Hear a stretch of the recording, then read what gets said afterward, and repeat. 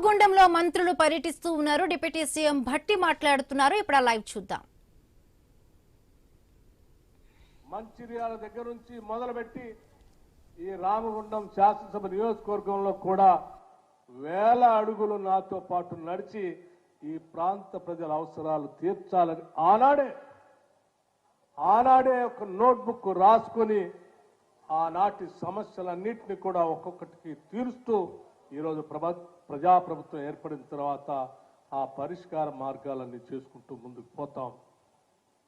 అందులో భాగంగానే ఈరోజు ఆనాటి పేదవాళ్ళు ఎవరైతే ఇళ్లు లేదని ఆవేదనగా చెప్పారో ఆ పేదవాళ్ల గుండె చప్పుళ్ళు విని ఇవాళ వాళ్ళందరూ ఆత్మగౌరవంతో బతకటం కోసమే ఇందిరమ్మ ఇళ్లని రాష్ట్ర వ్యాప్తంగా ఈరోజు 3,50,000 4,50,000 ఇళ్లు ఒక్కొక్క శాసనసభ నియోజకవర్గానికి 3,500 ఇళ్లకు తగ్గకుండా 22,500 కోట్ల రూపాయలతో పేదవాళ్లకి ఇందిరమ్మ ఇళ్లు ఇచ్చేటువంటి కార్యక్రమాన్ని ఈరోజు ప్రజాప్రభుత్వం ఇందిరమ్మ ప్రభుత్వం చేపట్టింది.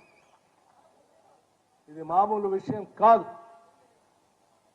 ఒక్కొక్క ఇంటికి 5 లక్షల రూపాయలు ఇస్తూ ఏదో శాంక్షన్ చేశాం వదిలేశామనే కార్యక్రమం కాదు. మీ ఆత్మగౌరవంతో మీరు బతకాలనే ఆలోచనతో మేము శాంక్షన్ చేస్తా ఉన్నాం. మీరు కట్టుకోండి. ప్రతి వారం మీరు ఇల్లు పూర్తి చేస్తా ఉంటే వారం మీకు బిల్లులు ఇచ్చే కార్యక్రమాన్ని చేపడతామని చెప్పి ధైర్యంగా హౌసింగ్ శాఖ మంత్రులు శ్రీనివాసరెడ్డి గారు చెప్పటమే కాదు చేసి చూపిస్తా ఉన్నాం. ఈరోజు వారం మీరు ఇల్లు ఎంతవరకు పూర్తి చేసుకున్నారో బిల్లు అప్లోడ్ చేస్తే ఆ వారం ఈరోజు బిల్లులు రిలీజ్ చేస్తా ఉన్నాం. అందుకే రాష్ట్ర వ్యాప్తంగా ఉన్నటువంటి నిరుపేద ప్రజలు ఈరోజు ఇందిరమ్మ ఇళ్లు పొందినటువంటి లబ్ధిదారులందరికీ కూడా విజ్ఞప్తి చేస్తున్నాం. ఒక్కరోజు కూడా మీరు ఆలస్యం చేయబాకండి. మీ ఇంటి నిర్మాణం రోజు త్వరగా కట్టుకోండి. ప్రతి వారం ఇది రాష్ట్రం మొత్తానికి చెప్తా ఉన్నాం. ప్రతి వారం మీకు బిల్లులు ఇస్తాం.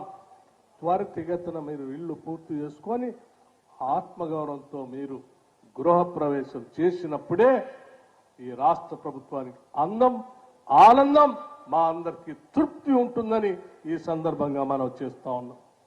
మీరు పాలు పొంగిచ్చి ఆ శాసనసభలో ఉన్నటువంటి మీ ప్రజాప్రతినిధిని పిలుచుకొని ఆ గ్రామం అంతా కూడా ఒక పేదవాడి కళ ఈరోజు నిజమైనందుకు పండగ చేసుకుంటా ఉంటే ఆ పండగ చూడాలనేదే ఈ కాంగ్రెస్ ప్రభుత్వం యొక్క లక్ష్యమని కూడా ఈ సందర్భంగా మనం చేస్తూ ఉన్నాం.